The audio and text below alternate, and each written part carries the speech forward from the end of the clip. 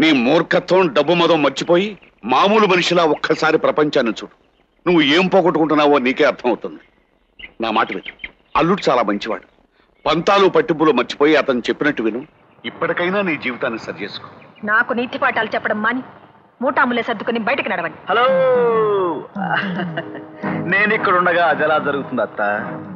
ఇంటి ముందు పాలరాతి పలక మీద రాయించావే చాముండేశ్వరి నిలయం అని, అదే పాలరాతి పలక మీద రామచంద్రయ్య చాముండేశ్వరి నిలయం అని రాయించందే ఆయన ఎక్కడికి వెళ్తారు?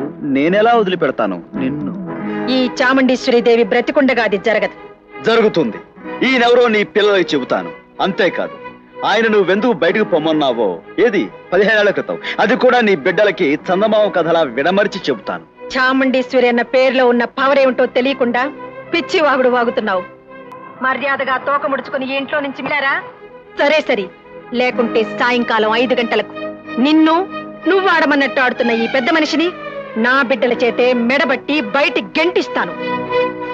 ఇది ఎలా ఉంది? ఏమిటి, ఈ రోజు సాయంత్రం 5 గంటలకి మమ్మల్ని ఇద్దరిని మెడబెట్టి బయటకి గెంటిస్తావా? నా పవర్ ఏమిటో ఈ పాటికే నీకు తెలుసుండాలి. తెలియకపోవటం నీ అమాయకత్వం.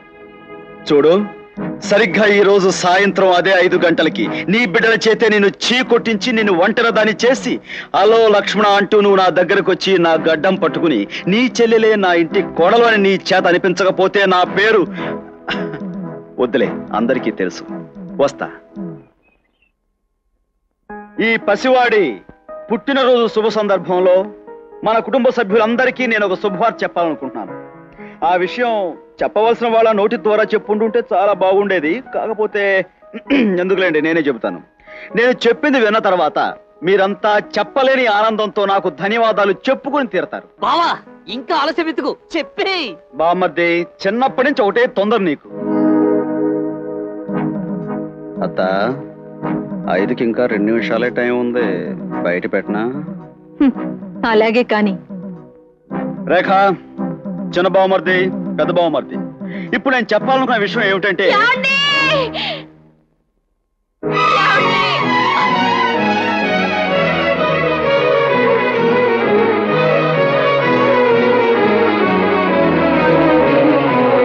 మీ బాధదాసిని.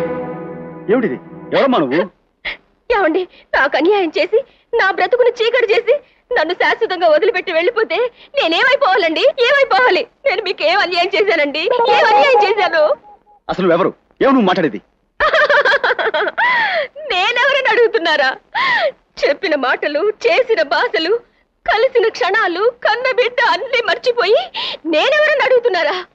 మన ప్రేమకు రూపమైన వీడిని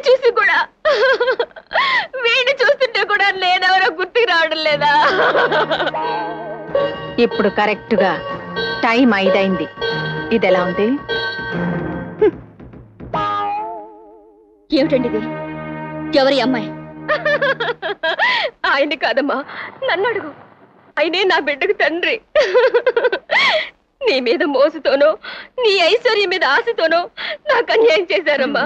నీకు చేతులెత్తి దండం పెడతానమ్మా. నాకు వదిలే. ఏమండి, నాకు ఇంత విషయం ఇవ్వండి. ఆ తర్వాత మీకు ఇష్టమైన మనిషితో కాపురం చేయండి. కన్న తండ్రిగా బాబుకు మాత్రం అన్యాయం చేయకండి, అన్యాయం చేయకండి, అన్యాయం చేయకండి. చాలు అండాళ్ళు, చాలు. నీ కన్నీటితో మూసుకుపోయిన నా కళ్ళు తెరిపించావు.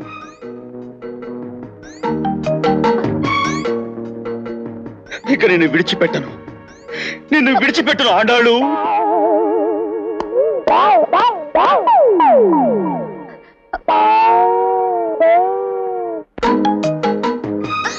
రేఖ, ఇందాక నేను మీ అందరికీ చెబుతానన్న విషయం ఏమిటంటే ఈమె నా జీవిత భాగస్వామిని. ఇక్కడి నుంచి మేము కలకాలం కలిసే బతుకుతాం. బ్రహ్మానందం,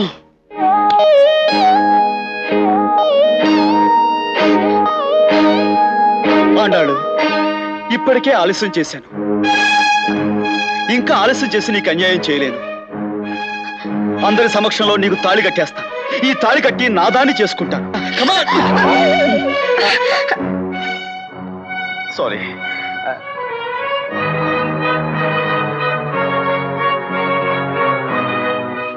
బ్రహ్మేక లాభం లేదు. మాంగళ్యం తంతునానేనా మంత్రం చదువు. మాంగళ్యం తంతునానేనా మమ జీవన హేతునా కంటే భద్రామి శుభగే సంజీవ శరదాంశతం. గోవా! ఇది ఘోరం, అన్యాయం. ఇది నేను ప్రేమించి పెళ్లి చేసుకోబోయే పిల్ల. నీకు చెల్లెల్లాంటిది బావా. మరి తను నా భార్య, ఆ బిడ్డ నా కొడుకు అంటుంది. నాకు అర్థం కావటం లేదు. ఏమే, ఎందుకే విధవేశాలు? త్వరలో నీ మెళ్ళో తాళి కడతానన్నాను కదే, ఏమిటే ఈ నాటకం? అరగంట నాటకం ఆడితే 10,000 ఇస్తామని వీళ్ళిద్దరూ అన్నారు. అందుకనే మా నాన్న పంపాడు.